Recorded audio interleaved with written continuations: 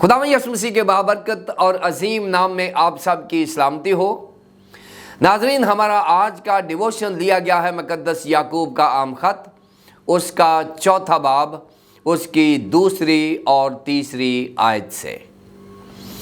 کلام مقدس میں یوں مرقوم ہے: تم خواہش کرتے ہو اور تمہیں ملتا نہیں، خون اور حسد کرتے ہو اور کچھ حاصل نہیں کر سکتے، تم جھگڑتے اور لڑتے ہو، تمہیں اس لیے نہیں ملتا کہ مانگتے نہیں، تم مانگتے ہو اور پاتے نہیں، اس لیے کہ بری نیت سے مانگتے ہو کہ اپنی عیش و عشرت میں خرچ کرو۔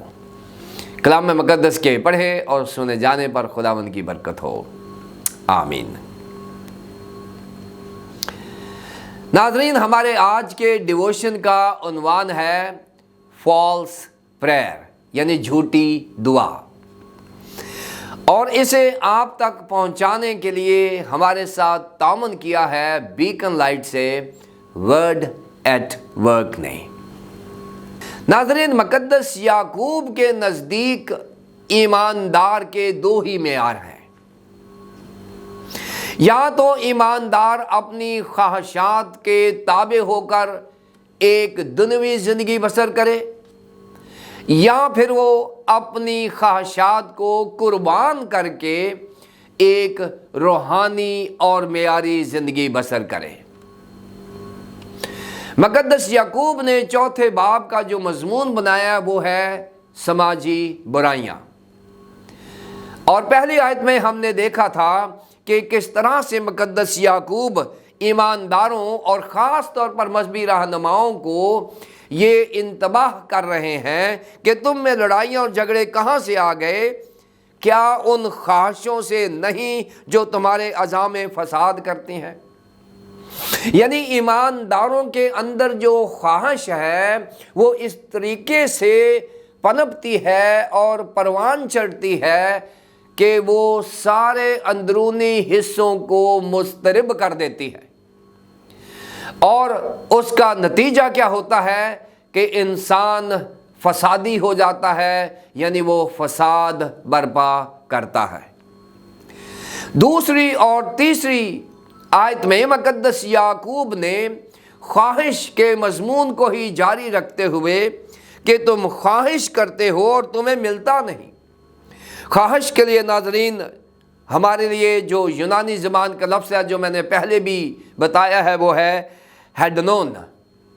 ہیڈنون جو ہے یہ ایک ایسا انسانی جذبہ ہے جس سے انسان کریزی ہو جاتا ہے، یعنی یہ دماغ کی ایسی حالت ہے کہ کسی چیز کے حصول کے لیے وہ ہر ممکن جائز اور ناجائز کوشش کرتا ہے، اور اگر کوئی جائز طریقے سے اس کی خواہش پوری نہیں ہوتی تو وہ پھر کوئی منفی طریقہ بھی اختیار کر سکتا ہے۔ مقدس یعقوب نے ہی پہلے باب کی 15ویں آیت میں بتایا ہے ایمانداروں کو کہ خواہش جب حاملہ ہوتی ہے تو گناہ کو جنم دیتی ہے، اور گناہ جب پھیل جاتا ہے تو موت پیدا ہوتی ہے، کیونکہ گناہ کی مزدوری موت ہے، جسے مقدس پالوس رسول نے بھی مانا ہے اور اس کی تصدیق کی ہے۔ ناظرین، ایک مسیحی مفسر ہیں، وہ یہ خیال کرتا ہے، وہ یہ بتاتا ہے کہ خواہش جو ہوتی ہے وہ گناہ کی ماں ہوتی ہے، اور بائبل مقدس نے ابلیس کو گناہ کا موجد یعنی گناہ کا باپ کہا ہے۔ اب یہاں پر وہ مفسر جو وہ کہتا ہے کہ خواہش جو ہے وہ گناہ کی ماں ہے، اور ابلیس جو ہے وہ گناہ کا باپ ہے، لہذا خواہش جو ہے وہ ابلیس کی بیوی بنتی ہے، اور وہ کہتا ہے کہ یہ دنیا میں ایک ایسا ناپاک جوڑا ہے، ناپاک ملاپ ہے، اور اگر یہ دونوں مل جائیں تو خواہش جو ہوتی ہے وہ گناہ کی ماں بنتی ہے، اور ابلیس جو ہوتا ہے وہ گناہ کا باپ بنتا ہے۔ لہٰذا انسانی خواہش جو ہوتی ہے اس کے ساتھ ابلیس کو میچ کرنے سے گناہ کی پرورش ہوتی ہے، گناہ پیدا ہوتا ہے۔ اس لیے ایمانداروں کو مقدس یعقوب نے کہا ہے کہ انسانی خواہش کو کبھی اجازت ہی نہ دیں کہ وہ ابلیس کی بیوی بنے، نہ ہی اس کو موقع دیں تاکہ گناہ کی پیدائش نہ ہو۔ اور یہ ایک بہترین فارمولہ ہے جو بائبل مقدس نے بتایا ہے کہ ہماری خواہشات جب حاملہ ہوتی ہیں تو گناہ کو جنم دیتی ہیں۔ خواہشات جو ہوتی ہیں وہ ایک انسانی جذبہ ہوتا ہے جس کے لیے انسان کچھ بھی کر سکتا ہے۔ خواہشات انسان میں فساد پیدا کرتی ہیں اور شرمناک کام کرنے پر مجبور کر دیتی ہیں، روحانی زندگی کو تباہ کر دیتی ہیں۔ ناظرین، انسانی خواہشات ہمیشہ تباہی کا سبب بنتی ہیں۔ ایک مشہور مسیحی عالم فرانسسکو پیٹرک، وہ یہ کہتا ہے کہ انسان کے اندر 5 دشمن بسیرا کرتے ہیں۔ کسی بھی ایماندار کے اندر یہ 5 دشمن ہو سکتے ہیں۔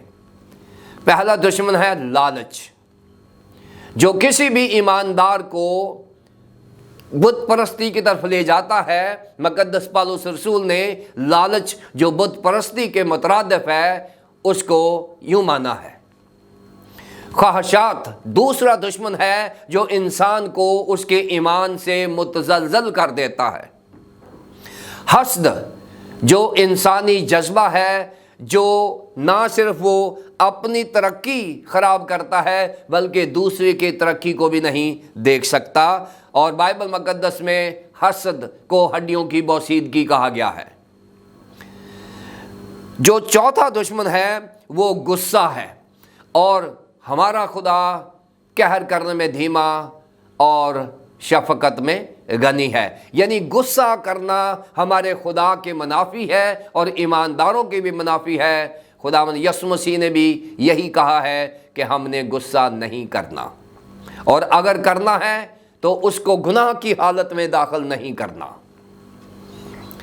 اور 5واں جو دشمن ہے انسان کا وہ غرور ہے، تکبر ہونا، اور آپ جانتے ہیں کہ بائبل مقدس میں لکھا ہے کہ وہ مغروروں کا مقابلہ کرتا ہے۔ فرانسسکو پیٹرک نے کہا ہے لالچ، خواہش، حسد، غصہ اور غرور، یہ 5 ایسے دشمن ہیں جو انسان کو، ایماندار کو اس کے ایمان سے منحرف کر سکتے ہیں۔ ناظرین، یہ بہت خوبصورت انتباہ ہے جو مقدس یعقوب نے ہمارے سامنے رکھا ہے۔ اگر ہم ان پر قابو پا لیں تو ہم اپنی خواہشات پر قابو کر کے ایک معیاری مسیحی زندگی بسر کر سکتے ہیں۔ ناظرین، مقدس یعقوب نے 4 باب کی 2 اور 3 آیت میں ایمانداروں کی ایک ایسی خطرناک حالت بیان کی ہے جس میں ہم سیکھ سکتے ہیں کہ ایماندار کو دعا کیسے کرنی ہے۔ یعنی دعا کا وہ معیار جو ایماندار کا ہونا چاہیے وہ یہاں نہیں دکھایا گیا، اس لیے اس ڈیووشن کا نام جھوٹی دعا رکھا ہے۔ یا لکھا ہے تم خواہش کرتے ہو اور تمہیں ملتا نہیں، خون اور حسد کرتے ہو اور کچھ حاصل نہیں کر سکتے، تم جھگڑتے اور لڑتے ہو، تمہیں اس لیے نہیں ملتا کہ مانگتے نہیں، تم مانگتے ہو اور پاتے نہیں اس لیے کہ بری نیت سے مانگتے ہو تاکہ اپنی عیش و عشرت پر خرچ کرو۔ یہاں ایک ایماندار کو انتباہ کیا گیا ہے کہ تمہارا مانگنا کیسا ہے۔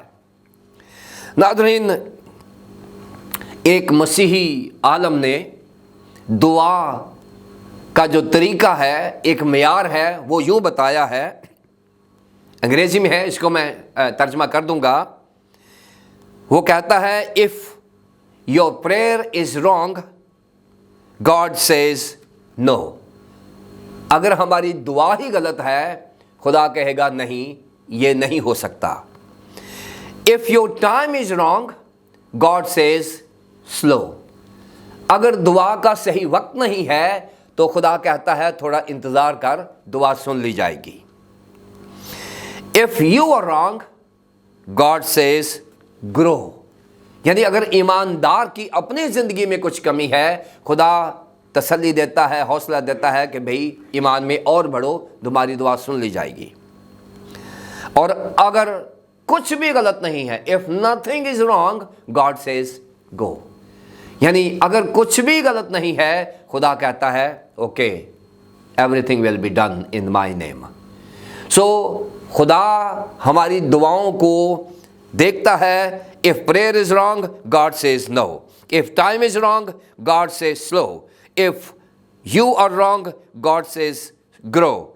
And if nothing is wrong, God says go. दुआ नाज़रीन करने का यही तरीका है. और अगर हम वो दुआ करते हैं जो यहाँ बताई गई है कि तुम मांगते हो और पाते नहीं इसलिए कि बुरी नीयत से मांगते हो कि अपनी ऐशो इशरत में खर्च करो. नाज़रीन, खुदावंद यीशु मसीह ने भी यही कहा था कि मांगो तो तुम्हें दिया जाएगा, ढूंढो तो पाओगे, दरवाज़ा खटखटाओगे तो तुम्हारे लिए खोला जाएगा. तुमने मेरे नाम से कुछ मांगा ही नहीं. नाज़रीन, अगर हमने खुदा से कुछ मांगना है तो खुदा के लिए मांगना है, उसकी परस्तिश के लिए मांगना है, उसकी खिदमत के लिए मांगना है. गो कि उसी में हमारी ज़रूरियात भी पूरी हो जाएंगी. लेकिन हमारे मांगने का मकसद खुदा के नाम को जलाल होना चाहिए. हम अपनी ऐशो इशरत के लिए नहीं मांग सकते. अगर आपने घर मांगना है, खुदा के लिए मांगे. अगर आपने रुपया पैसा मांगना है, खुदा के लिए मांगे, उसी में ही हमारी ज़रूरियात पूरी हो जाएंगी. लेकिन हम खुदा को पीछे किए हुए हैं और जो भी चीज़ मांगते हैं हम अपनी ज़ात के लिए मांगते हैं, क्योंकि हम अपनी ऐशो इशरत के लिए खर्च करना चाहते हैं. आइए नाज़रीन, खुदा से सब कुछ मांगें, लेकिन खुदा के लिए मांगें. फिर खुदा वो सब कुछ दे देगा जो मेरी ज़रूरत है, जो मैंने उसके लिए मांगी है. खुदावंद मुझे मांगने की तौफीक अता फरमाए ताकि मैं खुदावंद पर खर्च कर सकूं, अपनी मिनिस्ट्री के लिए काम कर सकूं. खुदावंद आपको बरकत दे. आमीन. आइए हम दुआ करें. बुजुर्ग प्यारे आसमानी बाप, हम तेरा शुक्रिया अदा करते हैं कि मुक़द्दस याकूब हमें बार बार इंतबाह करते हैं कि हमें अपनी ख्वाहिशात को कुर्बान करके अपनी खिदमत में जो कुछ हमें चाहिए तेरी जनाब से मांगना है और तेरे लिए मांगना है, जिसमें हमारी तमाम ज़रूरियात पूरी हो जाएंगी. अगर हमने ऐसा नहीं किया तो हमें माफ़ फरमा और हमें हमेशा से मांगना सिखा, ताकि हम अपनी ऐशो इशरत के लिए नहीं बल्कि तेरे नाम और तेरे काम और तेरे कलाम के लिए मांग सकें और ख़र्च कर सकें. हमें ऐसा करने की तौफीक अता फरमा. खुदा बाप, खुदा बेटे, खुदा पाक रूह के नाम से. आमीन.